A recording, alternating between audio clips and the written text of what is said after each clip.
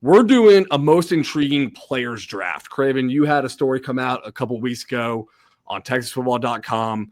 Check it out, guys. He picked the most intriguing player for every Texas FBS team of the upcoming year. Now, can we define what intriguing is, Craven? It's not just the best player, but it's more of like what I take it as is biggest variance of a player, most critical player, kind of a unique formula like that.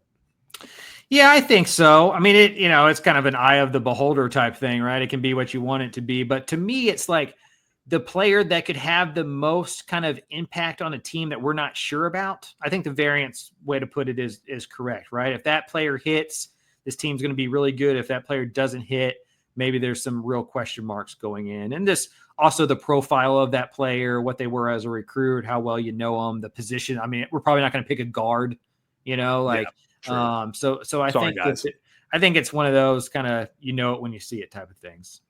So I'm going to start off this draft and preface this, guys. Not every player we're selecting is going to be on that story at TexasFootball.com. So go check it out.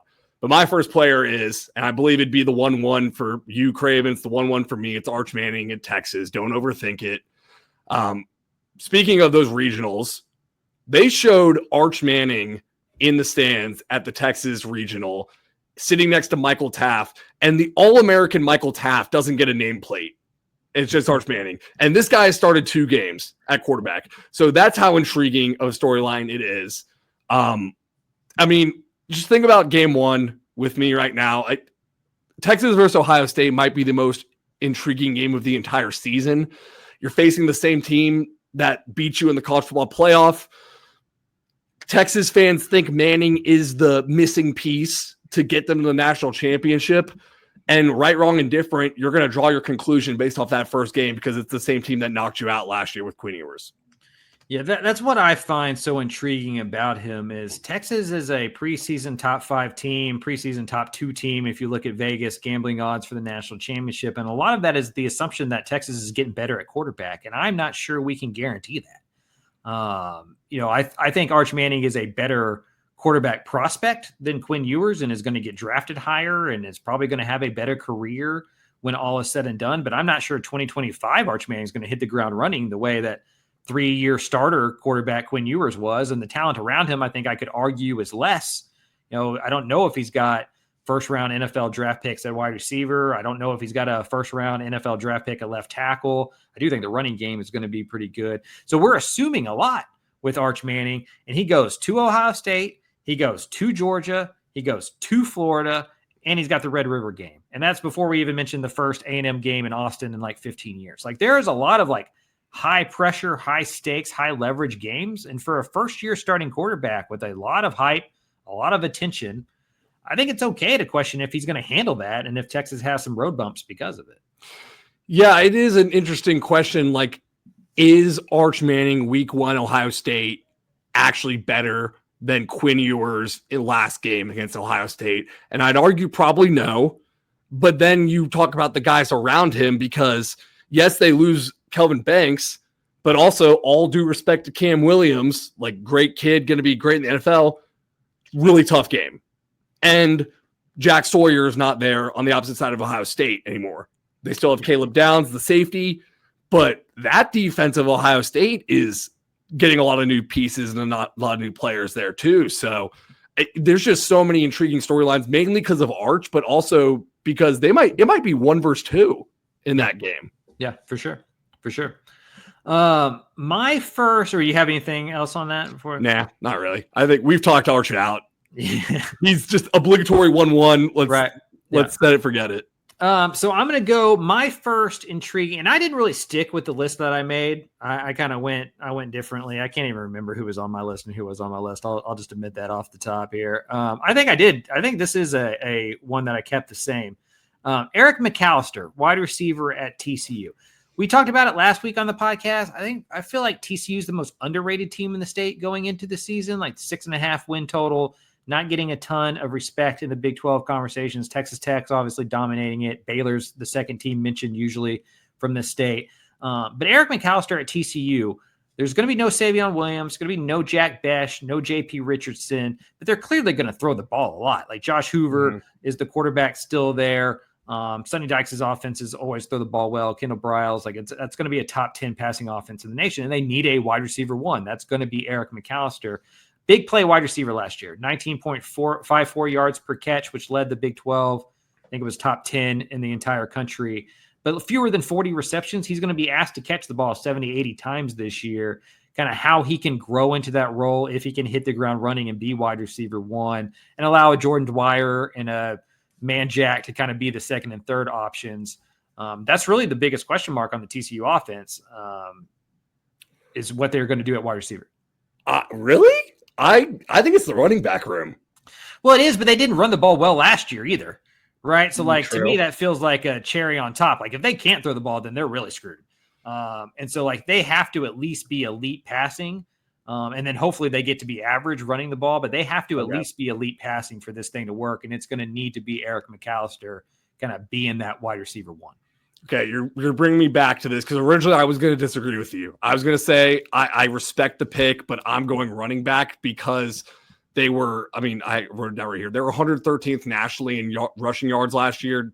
Josh Hoover had to do way too much. And when you said, yes, Kendall Briles' team with Josh Hoover, it's going to be a top 10 passing offense, I'd figure just plug and play. But it's a top 10 passing offense if Eric McAlister hits, probably. Right. And I don't know who I would pick in that running back room to be the intriguing one. I think it's going to be by committee. And I also have a bias in the run game. I've always seen it as a function of the offensive line as much as the running back room, if not more than the running back room. And so I put that on TCU getting more physical and tough up front. I think they were a good pass pro team last year, but they were a finesse offensive line to get better running the football. That's those boys up front. And as we mentioned earlier, we're not going to pick Carson Bruno, right, as our most intriguing player. And so, Colton Deary moving to center or something like that, I think has as much of an impact on the run game as any of those running backs do. I would throw an honorable mention for Vorian Barnes, the running back transfer from UTSA. But really, I just don't know how much he is going to play. I don't know if he's really even expected to be kind of their bell cow back. He was the Conference USA Freshman of the Year, then had 11 starts in 2023, makes one start in 2024. So in my mind, just on paper, is that really your guy that you're banking on? They did like him in the spring. They said he was a lot better when pads came on than in workouts. But when I left the magazine stop, it was definitely we got 3 or 4 guys and we're going to see if the cream rises to the top. And if not, we're just going to use the group. So I don't think they know who the bell cow is going to be either. Okay. If they even have one. All right. I'm going to go with wide receiver 2 for this one. So we've done Arch Manning, Eric McAlister. I'm going Texas Tech wide receiver Micah Hudson. Highest ranked commit in Texas Tech history 2 years ago. McGuire in Big 12 media days last year, he says you could expect to see him week 1. He's coached 4 guys in high school who went on to the NFL, and Hudson was better than all of them. You're going to see him week 1. Then he has 1 multi-catch game on the year, which was 3 catches for 43 yards against North Texas. And then he transfers to Texas A&M, leaves the program after a week or so, a cup of coffee. Now he's back in Texas Tech. So many intriguing storylines for the highest rated recruit in program history making his return. That's my pick. My only question there is if he really even becomes a major factor. I worry, and this is for different reasons. It's probably a horrible comparison because the reason they're not, I just wonder if this is a Denver Harris type thing. Who I also said was super intriguing last year. Where I don't know if he ever hits. We got to see it. And we talked about this with Malachi Nelson. When does a former 5-star, when does that kind of wear off? When are you just what you are in college? It's probably not after your true freshman year, obviously, right? So I get why Micah Hudson is still intriguing. But I think this is the year where, he either hits and or he's just going to be kind of a wide receiver. I don't think he's going to be one of their top 3 wide receivers. I think Coy Aiken, Caleb Douglas, and then Reggie Virgil from Miami, Ohio, probably going to be kind of their big. I think there's an argument to be made. Roy Alexander, the UIW transfer, ends up with more stats than Micah. It's just I don't know.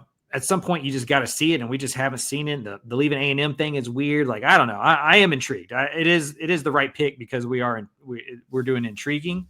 But I do wonder kind of if he's a bust after this year. It is intriguing. If he's a bust, that question having to be asked right now is why he's still intriguing to me. Yeah. Like next year, if he goes to UTEP next year, all due respect, like he's not intriguing anymore. That's the when it's Malachi Nelson on your third school. Right now, Hudson's been 1 year. He went to an SEC program. He's back. That one, his talent is intriguing, but two, how is that culture affected when you are a team full of transfers, but then you bring in a guy who tried to leave your team already? Like, one, how does that work? And then two, is he a bust? Because I know we want to say he was so injured last year. Was he really injured, or was he just not the guy last year? 8 catches for 123 yards. We don't know yet. Do you think it's more likely that he hits like in as like an all-conference type player, or that we just never really hear from him? I think it's more likely you don't hear from him. I think I do too. And that's how, quick perceptions can change. And maybe he goes out. I mean, I'm rooting for him. I mean, I wrote the cover story on him when he was on the Rising cover. I don't think he's a bad kid. Like, all reports, like he hadn't done anything wrong. I just think he's had a hard time adjusting. And I think there's been some stuff behind the scenes probably that has been gone on along with the injury. Just got off to a slow start. And so many expectations were upon him. And I think it becomes difficult. I think you can get buried under those. And I hope for his sake that he's able to kind of dig out of it and go be the player we all saw in high school, because he is super talented. I mean, he's a freak talent. This might also be me guarding myself from the Denver Harris take happening again, because last year I was on this show just at the conductor of the Denver Harris train. Like, he's going to be all conference, and I don't know where he's at UNLV now. So, yeah. But that was also his third school. And technically, how many times do you count that as 2 transfers now, transferring to Texas A&M and back to Texas Tech? Yeah, I mean, I guess so. And again, like, Denver Harris was getting into stuff. Yes. Right. Like, he was like getting into things that were like troublesome. From what I know, Micah Hudson just has it completely locked in. And I just think he needs to be where his feet are and go be a football player again and forget all the other stuff, the brand and the advertising and the NIL. And like, it's easy for me to say when it's not my money. But I think you got to lock in, because the NFL is the real NIL, and like hitting your ceiling is how you're going to really change everybody in your family's life. And you just got to go do the football thing. Like, in that's not a kid being a bad kid or whatever. I just think that's the downside of the climate that we're in right now, is we're putting a lot on some 18-year-olds, right? He's the highest rated recruit. He's Patrick Mahomes' signature athlete. Like, there's just a lot, and there's a lot of people asking you for things, with their hand out. And you got a lot of people that you're dealing with. And I just think that can bury some 18-year-olds. And I'm hopeful that he's kind of past that and it just becomes football, because if he just is a football player, he was a 5-star top ranked recruit for a reason. Speaking of, my next intriguing player is Julian Humphery from Texas A&M, who may be more in line with the Denver Harris comparison than Micah Hudson. One, because he plays cornerback, former top 100 player, going to compete with former Alabama transfer Des Ricks for the cornerback spot opposite of Will Lee. And Texas A&M wasn't very good at stopping the pass last year. They were 90th in pass defense. We've talked about it. Mike Elko left that Las Vegas Bowl just completely beside himself at how bad they were in the secondary. Like, Will Lee's a really good cornerback. They need a second cornerback to emerge. Des Ricks has talent. Julian Humphery has talent. I think Humphery, who started 10 games for Georgia last year, obviously has talent. He lost his job in week 12 against Tennessee, didn't play against Georgia Tech, and then transferred before the SEC championship game. Like, if they can get him to hit, all of a sudden A&M's got 2 really good corners, and football gets very easy when you play at 9 versus 9. Is transferring before the SEC championship game a red flag to you? Yeah, of course. Me too. Absolutely. Okay. Absolutely. You would love to see the kid stick through it all and all that kind of stuff, but he may have got kicked off the team, right? Like, there may be some things that were unreported there that he didn't really have a choice. He just went and got into the transfer portal because he wasn't going to be part of that SEC championship game either. And I think Elko has done a really good job. I would be very nervous about this if Jimbo Fisher was still the head coach. Oh, yeah. Oh, yeah. But I feel like Elko has done a good job of figuring out that locker room and getting some discipline and getting some accountability that you can take some of these guys, right? if there's 85 guys on a scholarship, we would be lying to ourselves if we thought 85 of them were Torian Yorks, right? Like they're not all built that way. You just want to have more than the other. And like, you're going to have 5 or 10 guys that, loose cannons kind of do their own thing. And you could get a call at 2:00 in the morning on a Friday night and not be that surprised about it. Like, this is college football. Those guys do exist. Like, they exist in every single program. You just hope the culture is enough to overcome it. And I think he feels like going into year 2, he can. And he's done his homework on Julian Humphery in a way that we never could. Yeah. Right. Like, he's talked to it. Like, he knows more about it than we do. So I'm going to trust Elko on that kind of stuff. It's like that. This was a basketball quote, I think, but it's like, you have one of those guys, you win a championship. You have 2 of those guys, you're fired. Right. Like, it's kind of like one of those takes. Yep. So I agree. If this was a Jimbo Fisher poll, no way this works out. Yeah. But I'm more confident with Elko. Yep. All right. I'm just piggybacking off of you. I'm going secondary as well. I'm taking it to North Texas and Denton, America. I kind of copped out here. I'm doing both cornerbacks, both Sam Houston transfers, Davion Armstead and David Fisher. I couldn't really pick one and not the other. It's more of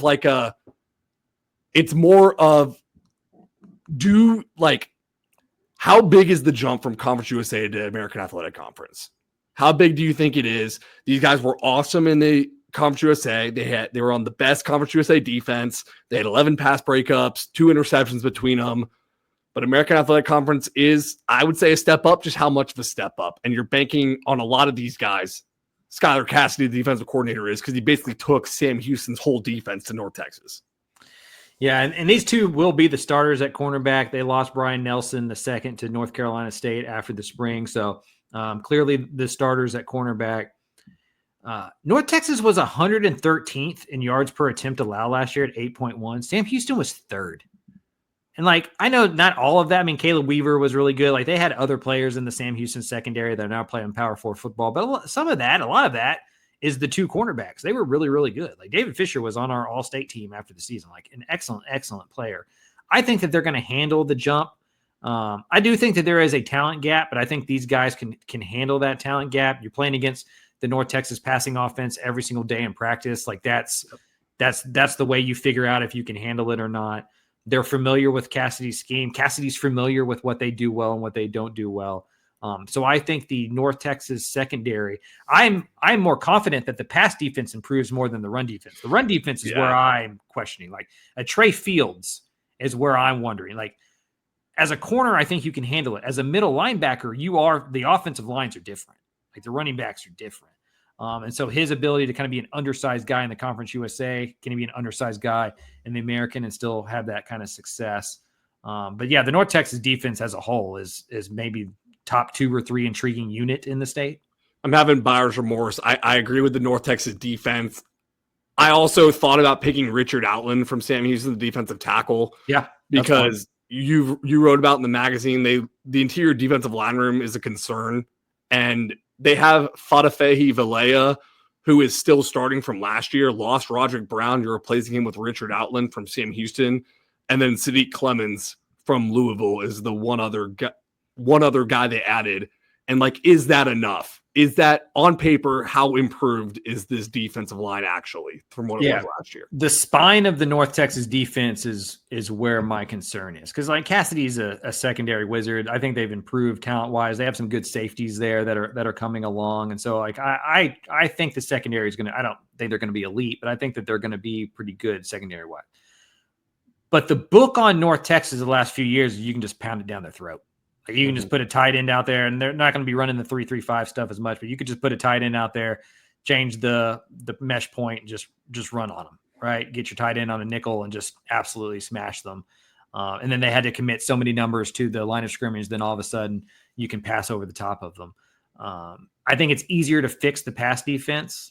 Just some of it's just physicality, and they play 3 option teams in conference. And so like that to me is the biggest question for North Texas. And so you can't do this in this exercise, but I do think it's just the North Texas front 7 to me is the most intriguing part of that group. My last one is Connor Weigman, quarterback at Houston. Started 5 games last year, 4 games in 2023, 4 games in 2022, like a 3-year starter in the SEC.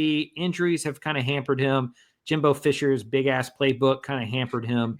Can a new start closer to home with an offensive group in Willie Fritz and Slade Nagel that are going to allow you to do what you do well? And here's I was at the A&M Mizzou game last year when he went, I wrote it down, 18 for 22, 276 yards and 33 rushing yards, right? Like he had, like, that was Connor Weigman.